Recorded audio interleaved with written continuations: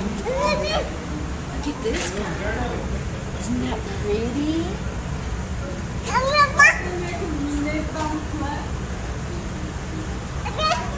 He's blowing kisses, huh? That's what it looks like he's doing.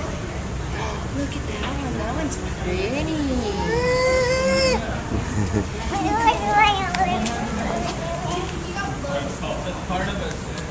We're at the Houston Zoo, and we're in inside exhibit right now.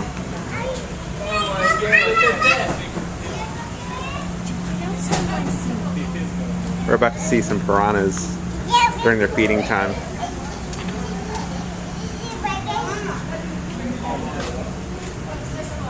Natural, in their natural environment, not all Hollywooded up. Do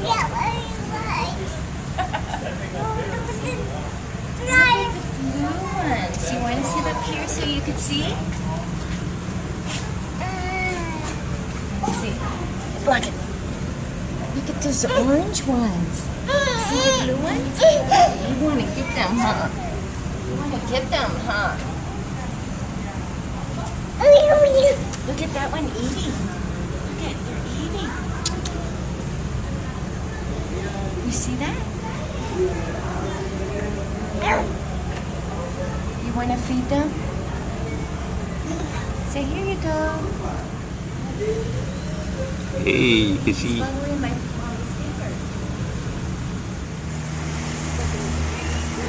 Look at the jaguars here. Pretty. Not exactly cute. Oh, he must be hungry. He must be close to the feeding. Be hungry for us. Look at him. Whoa.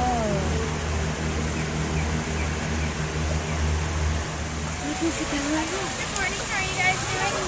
Good, how are you? To be here to tell you guys a little bit about the Jaguars. If you're interested, if you have any questions, feel free to ask. I'll try to answer them. This is Ford right behind me. And then over there is Kambalan. And there are male and female Jaguars. And normally these guys are solitary, but we're able to keep them together because they've been put together so many times to breed that they actually tolerate each other well enough to be on exhibit. Let's see, Kambalan is 13 and Kukoy is 14. They've been at the Houston Zoo for a little over 5 years. Before that, they were at another zoo. They've actually been at 4 different zoos during their lifetime, and they started off at Guadalajara. You're so silly. So she's offering the rollover, hoping to get some free milk. But these guys, like I said, have been put together to breed several times. They've had 3 separate litters. So Kukoy is a very good mother, anywhere from 2 to 4. And actually, one of their sons in Florida just recently had offspring, so they're grandparents. And so these guys have so many offspring out there that they're not recommended to breed anymore at this time. So even though they're together and they do breed, hopefully we won't have any offspring because Kukoy is on birth control. So it's kind of funny. But you can see they're not best friends, but they tolerate one another. Now when you see Kambalan walk, you'll notice that his front right paw, he's missing about half of his paw straight across like this. And the reason he's that way is because before he came here at another zoo, he was able to slide his paw underneath his enclosure into another jaguar's enclosure who proceeded to bite it off. So he was that way when he came up to us at the Houston Zoo. Actually, on all of his notes they sent before he came, they said nothing about him missing a paw. When he showed up this way, we were like, hello, you didn't send us the whole jaguar. So he's been that way ever since he's been with us, and he's adapted extremely well. He can climb to the top of this exhibit faster than she can with 4 normal paws. So don't feel sorry for him, but if you do say aw and poor cat, he does tend to pick it up a little higher. So he is a ham for attention. Here, I'm not going to get you from here. I knew you went over, because you're a pig. You're a pig. So what I'm giving them is a little bit of goat's milk diluted with water, and this is one of their favorite treats. It's not something they get every single day, but we use it a lot for training or for special occasions like this when I'm doing a keeper chat. It gives them something to do. Stand up. Girl. Now she's doing a great example of showing you her claws and just how sharp they are. It's one of their many weapons.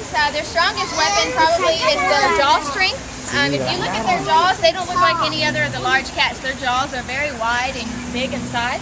And they're kind of compared to like the pit bulls of the cat world. They're extremely strong. So these guys can pierce through a tortoiseshell with absolutely no problem. And I don't know if you guys have ever seen video of anything of a pit bull hanging from something. They will not let go. These guys do the same thing. We give them goat carcasses every now and then for enrichment, and we'll hang them from the cables up there, and they just jump on and latch on with their jaws, and they do the same exact thing. So if you can imagine a cat version of a pit bull, it's something you don't mess with. Right here. You know, a lot of people say, well, I see so-and-so walking tigers on leashes, and I see all these companies. One thing you'll never see, ever see, is somebody with a jaguar on leash, because you can't do it. You can't try. Way too aggressive, and they've just got way too much going for them. Isn't that right?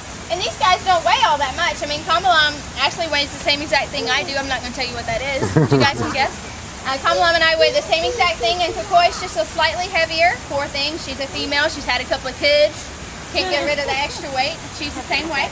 But they don't weigh that much. So a lot of people think, oh, well, they only weigh, 100 whatever pounds, but that's no big deal. But these guys are pure muscle, and I always compare them to like mixed martial arts fighters. These guys are quick. They're extremely strong. There's nothing that they can't do. So they're one of the coolest cats, in my opinion, that I work with. So if you guys have any questions, just over and look at our leopards. One of them anyway, all they should have is that big round dark circle. They shouldn't have any spots inside. But one of our spotted leopards over there, the male, the one that's got the coloration like these guys, is actually a cross between a jag and a leopard. So he actually does have the spots like these guys. So don't go over there and get confused. This is what a jag should look like. A leopard should have nothing but the big round circle. Huh. Wow. The more